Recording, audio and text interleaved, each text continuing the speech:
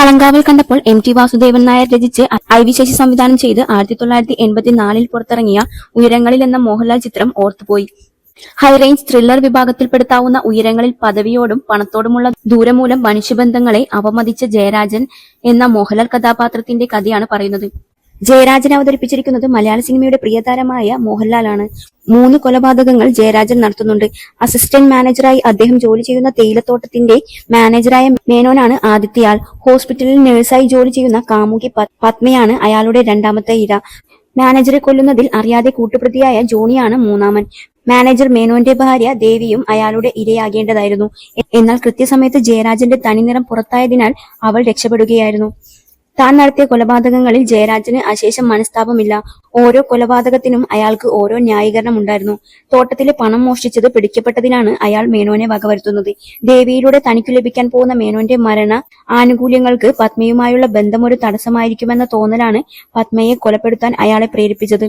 നിഷ്കളങ്കനും ദുർബലചിത്തനുമായ Johnny മേനോന്റെ കൊലപാതക രഹസ്യം ആരോടെങ്കിലും പറഞ്ഞു പോകുമോ എന്ന സംശയമാണ് അയാളുടെ കൊലപാതകത്തിനും കാരണമാവുന്നത്. ചെയർമാന്റെ മകളായ വാസന്തിയിലൂടെ തോട്ടത്തിന്റെ മുഴുവൻ അധികാരവും തന്നിലേക്കെത്തുമെന്ന് ജയരാജൻ മനസ്സിലാക്കി. എന്നാൽ ദേവിയുമായുള്ള ബന്ധം അതിനു തടസ്സമാണ്. ജയരാജൻ ദേവിയെ കൊല്ലാൻ ശ്രമിച്ചത് ആ തടസ്സം നീക്കുവാൻ വേണ്ടിയായിരുന്നു. ജയരാജൻ നടത്തിയ കൊലപാതകങ്ങൾക്കുള്ള അടിയന്തര കാരണങ്ങൾ ഇവയൊക്കെയായിരുന്നുവെങ്കിലും പശ്ചാത്താപലേശമന്യേ കൃത്യങ്ങൾ നടത്താൻ അയാളെ പ്രേരിപ്പിക്കുന്ന ഒരു മാനസിക ഘടന അയാൾക്കുണ്ടായിരുന്നു എന്നതാണ് ഇവിടെ മുഖ്യം.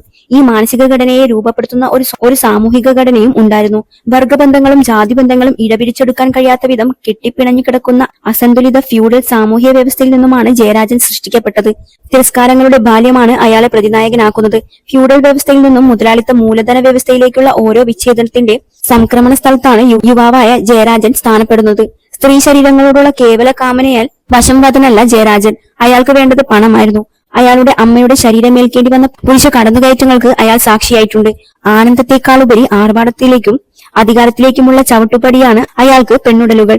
പതിവ് ശീലങ്ങളുടെ ഒരു വ്യുൽക്രമം ഇവിടെ കാണാം. ഉയരങ്ങളിൽ സ്ത്രീയല്ല പുരുഷനാണ് സ്വന്തം ശരീരത്തെ ഉപഭോഗ വസ്തുവായി കാഴ്ചപ്പെടുത്തുന്നത്.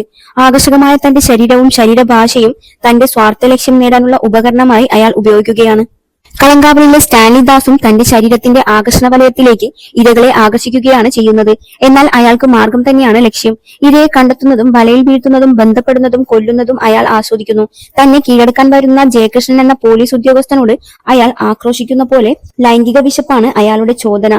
അതിനുവേണ്ടിയുള്ള ക്ഷമാപൂർവമുള്ള കാത്തിരിപ്പാണ് അയാളുടെ ലഹരി. കൃത്യം നടത്താനായി നവീനമായ മാർഗങ്ങൾക്ക് വേണ്ടിയുള്ള അന്വേഷണവും പരീക്ഷണവും അയാൾ ആസ്വദിക്കുന്നുണ്ട്. മന്ദഗതിക്കാരനായ കുടുംബനാഥനിൽ നിന്നും കൃത്യതയുള്ള കൊലപാതകതയിലേക്കു തന്മയത്തോടെ കടന്നു ചെല്ലാൻ പാകത്തിലുള്ള മനസ്സാണ് സ്റ്റാൻലിയുടേത്. എന്നാൽ ആ മനസ്സ് എങ്ങനെ രൂപപ്പെട്ടു എന്നത് സോഷ്യോളജിയുടെയോ സൈക്കോളജിയുടെയോ വിഷയമാണോ എന്നുള്ളത് സങ്കീർണമായ ചോദ്യമാണ്. ജയകൃഷ്ണന്റെ സംഭാഷണത്തിന് പശ്ചാത്തലമായി വരുന്ന സ്റ്റാൻലിയുടെ രഹസ്യമുറിയിലെ ബ്ലാക്ക് ആൻഡ് വൈറ്റ് ഫോട്ടോകൾ അദ്ദേഹത്തിന്റെ ബാല്യകാല അനുഭവങ്ങളിലേക്ക് വിരൽ ചൂണ്ടുന്നുവെങ്കിലും വ്യക്തമായി അയാളുടെ മാനസിക ലോകത്തേക്ക് വഴിതെളിക്കാൻ സംവിധായകൻ ശ്രമിക്കുന്നില്ല.